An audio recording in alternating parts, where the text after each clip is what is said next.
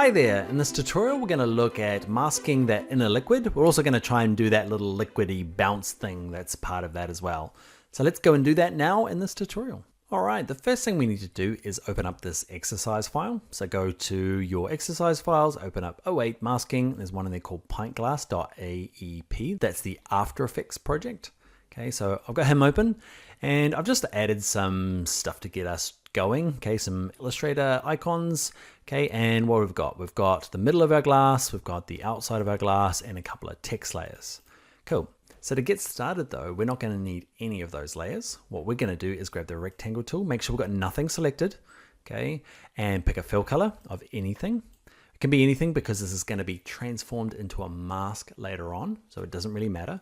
Okay, green is just good because it's nice and clear and obvious. The stroke is going to be down to 0. And what we need to do is draw a square or a rectangle that's exactly the same height as this inside liquid here. So it needs to be over the edges a little bit as well. You might have to practice a couple of times. It needs to be kind of like this. Okay, so it's the same height. So I know that that is my 100%.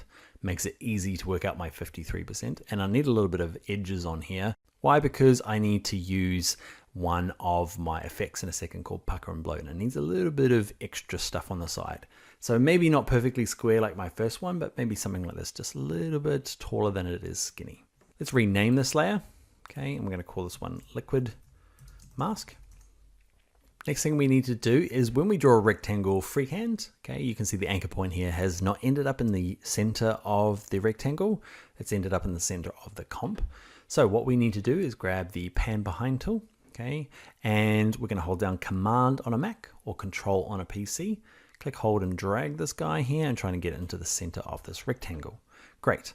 Now with liquid mask selected, we're going to adjust the scale. We need to work out what 53% is. Okay, so I'm going to click S for scale and playhead's back at 0. We're going to start the keyframes by clicking the stopwatch. We're going to break the link between the height and the width. And I just want to work with the height and I'm going to make it 53%. So that's my 53% of my glass. Now to make this effect work, we need to drag this a little bit lower. So we're going to go back to my selection tool. Okay, and it needs to be a bit lower. So what I need to do is actually mark where the 53% is. And it's easily done through View. We're going to go to Show Guides. Okay, and up here in these guides, in this black area here, click, hold, and drag anywhere in this gray black area and line it up with the top of your box. Now when we move it, at least we'll always know where the 53% is. So what we need to do, selection tool, drag it down a little bit. Okay, we just need a bit to cover the bottom. Okay, this effect needs a little bit of extra room around the outside. So the next thing we need to do is we need to get this back up to that line there. So where it says scale, I'm just going to drag it up. Okay, and I know 61% is kind of where it needs to be. So frame 1, I've got my keyframes going already. I'm going to start it at 0. Then after some time, okay, 7 frames, we're guessing now. Okay, I'm going to put it back up to 61. So now I know 0 to 61 is going to give me my 53%. Okay, and it's animated, and this could be it. You could just decide that that's perfect. That's all you need to do. Click on middle outlines, switch it to modes, and go track matte. I'd like to use the thing above it, and that's it. That's basically what we're doing, right? But I want to add that kind of like flippity floppity liquid stuff. So I'm going to undo that to go back. Cool. And first of all, well, let's add some easing. Actually, no, let's add the easing later. We're going to have to get it so it's kind of maybe just heading up the glass a little bit. Okay. And then click on liquid mask, twirl it up, twirl it back down to get the full set. And we're going to click add. Now in here, we're going to use this one called pucker and bloat. We've used repeater, we've used trim pass. Okay. We're going to use pucker and bloat now. There it is. Twirl that down. By default, it's bloated out a little bit. Okay, so anything that is positive, if it's negative, it's going to be pucker.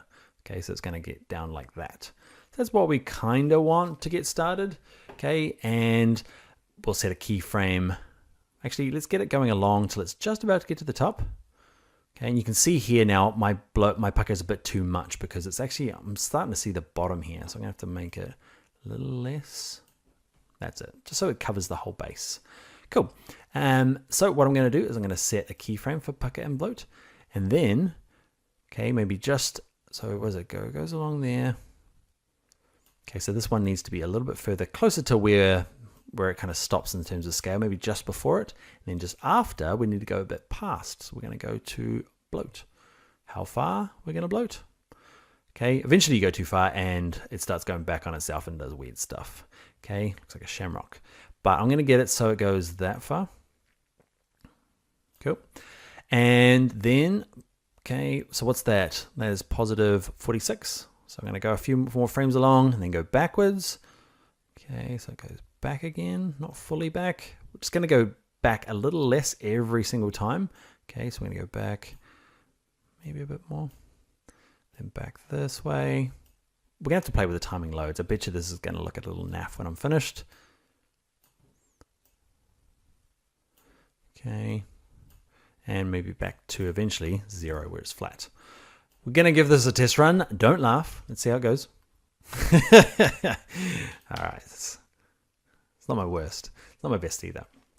If you're finding yours is terrible, often, I've taught this exercise loads, and often if you have a really big first gap, it does look a little funny.